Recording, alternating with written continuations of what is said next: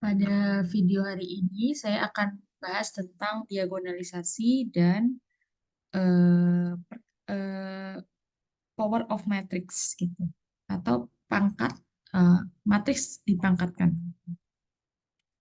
Oke, sebelumnya saya udah bahas di kelas apa itu diagonalisasi. Kita akan cover sedikit. Jadi pada inti daripada video ini adalah di akhir eh, video, saudara dan saudari diharapkan dapat memecahkan permasalahan ini dengan waktu yang lebih singkat, gitu. Mungkin saudara dan saudari ingat ya waktu SMA, gimana sih memangkatkan matriks ya? Berarti kalau A pangkat A, A pangkat 5 berarti ya A dikali A dikali A dikali A dikali A. Berarti 200 121 minus 101 200 121 minus 10,1 dan seterusnya. Jadi perkalian matriks sampai 5 kali gitu. Nah, bagaimana kalau pangkat 10, pangkat 11? Maka waktu yang dibutuhkan untuk menyelesaikannya pun naik secara eksponensial gitu bahkan. Nah, dalam video ini bagaimana memecahkan permasalahan ini dengan lebih cepat? Oke, kita akan menggunakan fungsi diagonalisasi. Sebelumnya kita ingat dulu apa itu diagonalisasi adalah ketika ada suatu matriks P di mana A kali P kali diagonal matriks kali P inverse itu satisfied atau terpenuhi. Nah, biasanya misalkan kita punya matriks A 3 kali 3 seperti ini, maka misalnya kita awalnya asumsikan dia diagonal, dapat diagonisasi, maka pertama adalah caranya mencari eigenvalue-nya. Jadi langkah pertama untuk mendiagonisasi adalah satu, cari eigenvalue. Ini cara cari eigenvalue. Sudah di cover ya di kelas gitu. Ternyata di sini karakteristik polinomialnya itu adalah ini 2 minus lambda kuadrat kali 1 minus lambda sama dengan 0. Berarti kalau di sini dilihat bahwa di sini ada pengulangan eigenvalue sebanyak 2 kali pada lambda sama dengan 2. Gitu. Jadi sebenarnya eigenvalue-nya ada 3 tetap karena matriks 3 kali 3 berarti eigenvalue-nya 2, lambda sama 2, lambda sama dengan 1. Tapi ini ada 2 kali pengulangan.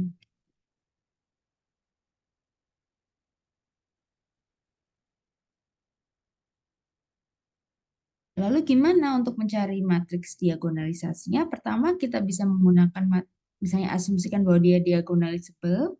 Pertama kita tulis matriks diagonalnya, yaitu kita masukkan eigenvalue-nya masing-masing di elemen diagonalnya. Yang kedua adalah mencari P-nya. Mana dari cover ya di kelas bahwa cara untuk cari P pertama harus mencari eigenvector. Pertama misalnya kita cari eigenvector untuk lambda sama dengan 2, kita masukkan angka 2 itu ke A minus lambda I. Jadi kita masukkan dapat matriks ini, terus kita bisa mencari eigenvectornya dengan cara bisa aja pertamanya kita buat ke echelon matrix.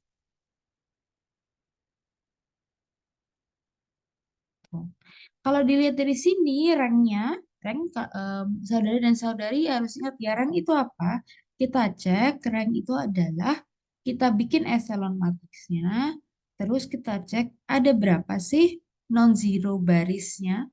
Di sini zero baris, baris yang zero semua. Di sini baris yang zero semua. Berarti cuma satu zero baris yang non-zero pada pada echelon matriksnya.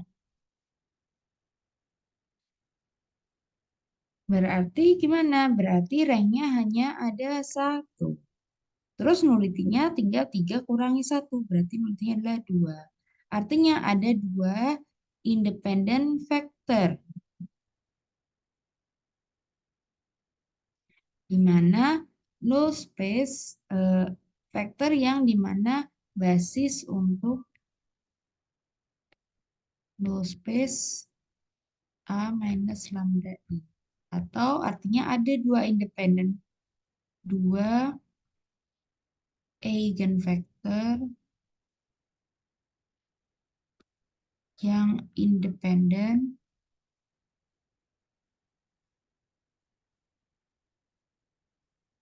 linear untuk lambda sama dengan 2. Jadi terus kita dapat deh untuk dapetin eigenvektornya, misalnya eigenvektor yang kita notasikan X, berarti tinggal radius echelon ini dikali X sama dengan 0. Kita kemarin sudah dibahas di kelas ya, gimana caranya bisa aja pakai SPL terakhirnya. SPL-nya X1 sama dengan minus X3. Berarti kita cari dua vektor yang dimana keduanya itu linearly independent. Ini vektor pertama yang memenuhi persamaan ini. Ini vektor pertama, ini vektor kedua.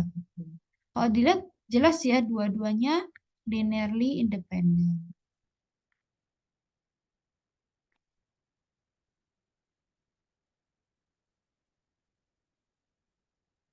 Artinya apa? Artinya berarti dia dia bisa dijadikan ini eigenvector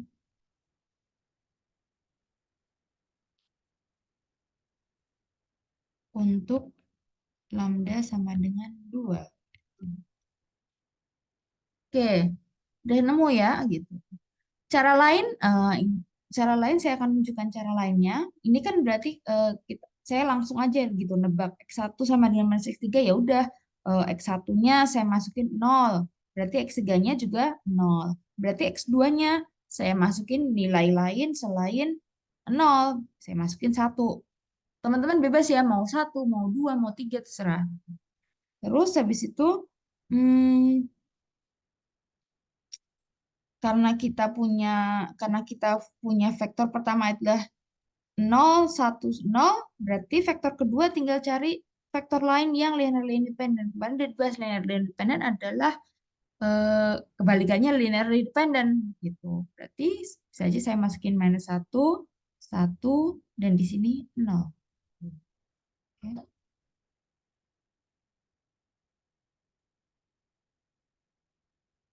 Cara lain gimana sih? Kalau ini kan agak tebakan, Bu. Agak harus mikir gitu. Cara lain gimana? Cara lain adalah kita membuat basis dari null space gitu. Tadi udah dibahas ya, tadi udah sampai sini persamaannya. Mungkin di pause dulu boleh videonya. Tadi udah sampai sini gitu. Ini adalah radius echelonnya. Echelon matrix. Berarti kita lihat yang nggak ada pivot yang mana? Ini pivot. Yang terus pivotnya cuma itu aja kan, berarti di sini hanya X2 dan X3 yang tidak mempunyai pivot. Berarti X2 X3 adalah free variable. Berarti kita masukin X2 sama dengan S, X3 sama dengan T. Berarti sisanya X1 adalah minus T, ya kan? Berarti kita bisa buat kayak gini. Berarti X sama dengan 010 S minus 101 T. Berarti dia merupakan basis untuk null space A minus 2I. Artinya, kedua matriks ini 010 dan minus 101 itu merupakan eigenvektor untuk lambda sama dengan 2. Oke. Kedua, eigenvektor untuk tadi udah nemu ya dua eigenvektor. Tadi ketemu dua eigenvektor untuk lambda sama dengan 2. Tadi ingat bahwa tujuan kita adalah membuat matriks P, di mana A sama dengan P dP inverse. Oke, terakhir untuk membuat matriks P adalah mencari eigenvektor untuk lambda sama dengan 1. Sama, kita masukin angka 1 ke A minus lambda I, dapat matriks ini. Kita bisa row reduce echelon kan, dapat ranknya sama nih ranknya. Ranknya adalah 2. 2. Berarti nullity-nya itu adalah 1. Artinya kita cuma bisa dapat 1 independent eigenvector untuk lambda sama dengan 1. Gimana caranya? Tinggal A minus lambda I dikali X sama dengan 0.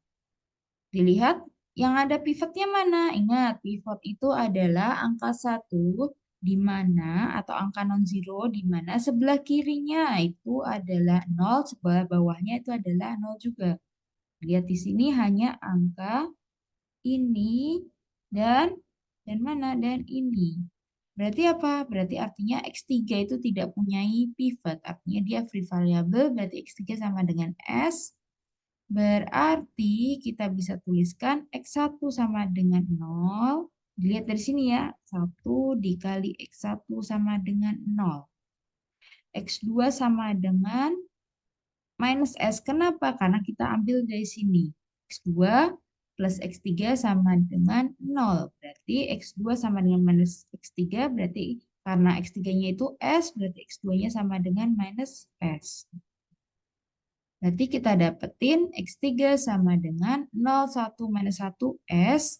Atau ini disebut basis dari null space A minus lambda I untuk lambda sama dengan 1. Atau kita bisa bilang bahwa ini merupakan eigenvector untuk lambda sama dengan 1.